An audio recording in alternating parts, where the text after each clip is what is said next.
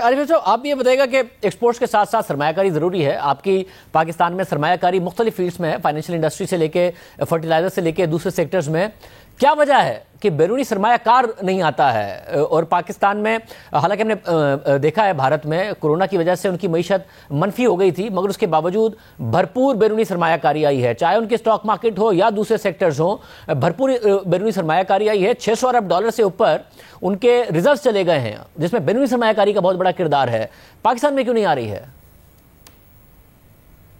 I think ये area जो है वो काफी वीक एरिया है पाकिस्तान के लिए, और पर्टिकुलरली हम जिस तरह आपने कहा कि ये इंडिया में जो है इसके मुकाबले में काफी ज्यादा है। तो आई थिंक इसमें अगेन मैं कहूंगा कि अच्छी मार्केटिंग की, इफेक्टिव मार्केटिंग की जो है वो जरूरत है। हालांकि हम देखा जाए तो तमाम इंडस्ट्रीज में जो है वो मार्जिन जो है वो अट्रैक्टिव रहे हैं। आप देखें स्टॉक एक्सचेंज पे लिस्टेड कंपनीज के जो प्रॉफिटेबिलिटी है और उनके मार्जिन्स हैं वो तो बड़े इंप्रेसिव हैं। तो उसमें आई थिंक जरूरत इस बात की है कि हम अच्छी एग्रेसिव जो है मार्केटिंग करें, अपने परसेप्शन को बेहतर करने के लिए जो है काम करें। अब नॉन रेजिडेंट पाकिस्तानीज में तो कुछ बेहतर रिजल्ट्स आने हमारे शुरू हुए हैं कि रेमिटेंसेस जो है वो पिछले साल हमने देखा कि अच्छी ग्रोथ रही है, और ये रोशन डिजिटल अकाउंट में जो कुछ पैसे आए। लेकिन अनफॉर्चुनेटली फॉरेन डायरेक्ट इन्वेस्टमेंट और पोर्टफोलियो इन्वेस्टमेंट जो है वो काफी जो है वो लैग बिहाइंड कर रहे हैं। तो उसमें ज्यादा काम करने की जरूरत है, ज्यादा प्रोडक्ट्स ऑफर करने की जरूरत है। मैं समझता हूँ कि नॉन रेजिडेंट पाकिस्तानी को टारगेट करने की जरूरत है कि वो इन्वेस्टमेंट के लिए पाकिस्तान की तरफ देखें। ये नया सर्टिफिकेट के अलावा भी जो एफर्ट्स हो रही हैं कि रोशन अपना घर का जो स्कीम है या वो इनको स्टॉक एक्सचेंज में हम करें, बल्कि मैं समझता हूं कि उनको स्टेट इंटरप्राइजेस के शेयर्स का पोर्टफोलियो जो है वो ऑफर करना चाहिए, ताकि वो पाकिस्तान में जो है ये प्रॉफिटेबल इन्वेस्टमेंट अपॉर्चुनिटी को अवेल करें। और अगर उनकी एक दफा यहाँ आदत होगी इन्वेस्टमेंट करने की, तो उनके पास एक बहुत बड़ा पूल है, सरप्लस पूल है इन्वेस्टमेंट के लिए इन्वेस्टेबल। तो उनको जो है वो मैं समझता हूँ कि प्रायोरिटी पे टारगेट करना चाहिए। और फिर जाहिर है और जो हमारे फॉरेन इन्वेस्टर्स हैं उनको जो है वो टारगेट करने की कोशिश करनी चाहिए, क्योंकि वेरियस सेक्टर में शायद देखा जाए तो आई थिंक अच्छी इन्वेस्टमेंट अपॉर्चुनिटीज तो मौजूद है पाकिस्तान में। लेकिन अब रिसेंटली जरा ये अफगानिस्तान का जो मसला हुआ था तो उसमें लोगों को एक रिस्क फियर बन गया था कि पाकिस्तान इस सूरत हाल में जो है वो पाकिस्तान में जो है वो हालात कैसे होंगे। लेकिन जैसा फियर था, जैसा डर था, इतना कोई जो है वो बुरा नहीं हुआ है।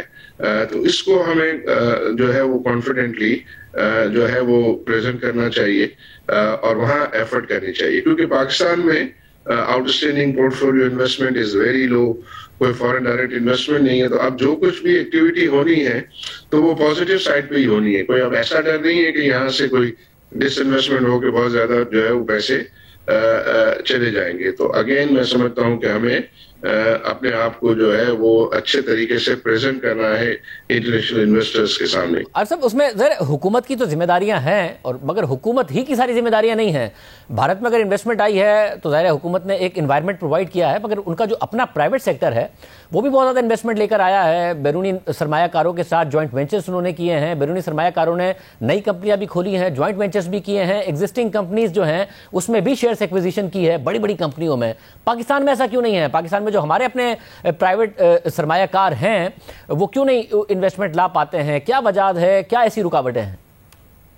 नहीं, आई थिंक उनको हम इन्वेस्टमेंट प्रपोजल्स जो है वो प्रॉपर तरीके से दे नहीं पा रहे।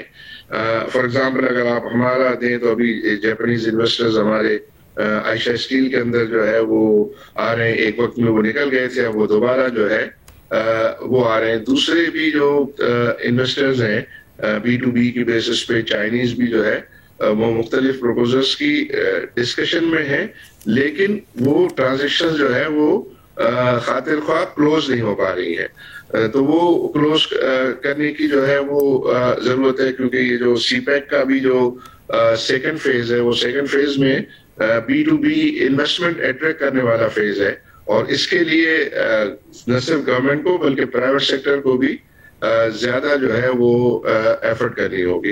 एंड पर्टिकुलरली कुछ नए जो है वो एरियाज और शोबे, खासतौर पे माइनिंग में जो है वो बहुत पोटेंशियल है पाकिस्तान में, और वहाँ बड़ी इन्वेस्टमेंट की जो है वो अपॉर्चुनिटीज हैं। पाइपलाइन में कुछ प्रोजेक्ट जो है वो हैं कि जिसकी मैं समझता हूँ कि वो क्लोज होंगे तो आप उसके बारे में सुनेंगे कि जो है वो फॉरेन इन्वेस्टमेंट जो है वो कमिट हुई है। लेकिन आई बिलीव कि पाकिस्तान को बहुत ज्यादा काम करने की जो है वो जरूरत है।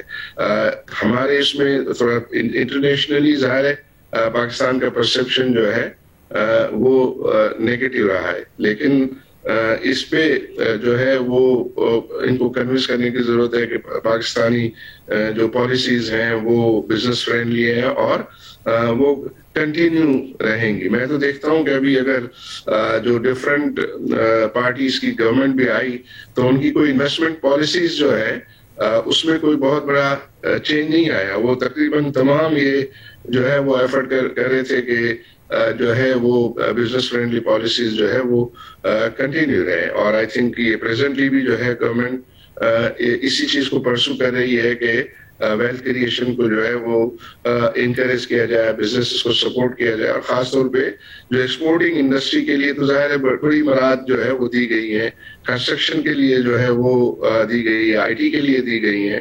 तो मतलब ये है कि इस किस्म की एक रिजॉल्व तो जो है वो नजर आता है, बट ये कंटिन्यूअसली इस पे काम करते रहेंगे तो लोगों को जो है वो पर्टिकुलरली जो फॉरेन इन्वेस्टर्स को कॉन्फिडेंस आएगा। और अभी पिछले दिनों आपने देखा होगा कि ओवरसीज इन्वेस्टर्स चैम्बर की तरफ से जो उनका कॉन्फिडेंस इंडेक्स है उसमें जो है वो बेहतरी आई है, उसको हम और मजीद कंसोलिडेट करने की जरूरत है।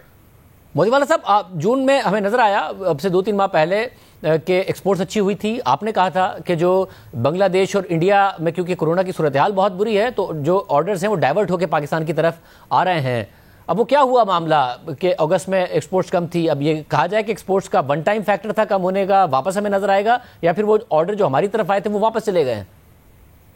नहीं, ऐसा कुछ नहीं हुआ। बहुत सारी क्राइसिस एक साथ आ गई हैं। जून के अंदर जो एक्सपोर्ट ज्यादा हुआ उसकी वजह ये थी कि हमारे इंपोर्टर्स ने हमको स्लो डाउन करने का ये कहा था कि आप एक्सपोर्ट को रोकें, हम शिपमेंट को लेट करें। तो जो जून जो होता है वो हमारा क्लोजिंग, फाइनेंशियल क्लोजिंग का महीना होता है।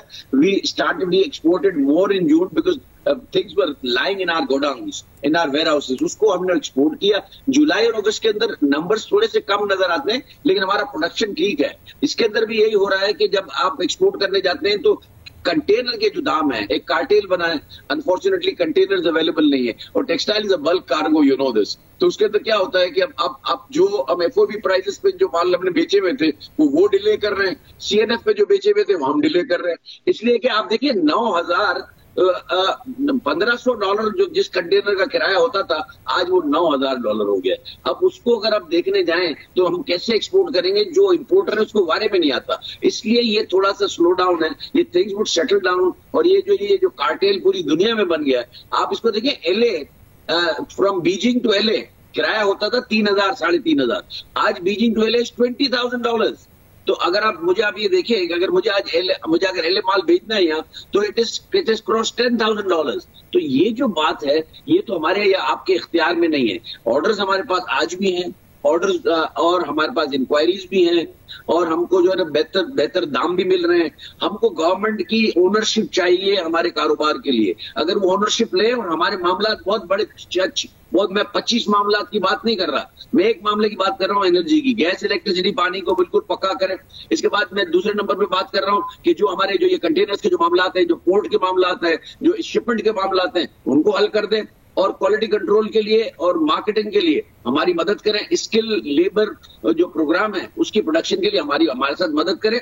हम काम करेंगे और हम आपको अश्योर करते हैं, और on behalf of all the textile people मैं अश्योर करता हूं कि ये एक्सपोर्ट जो है वो बढ़ सकता है पाकिस्तान का। बहुत शुक्रिया आप दोनों का हमारे साथ मौजूद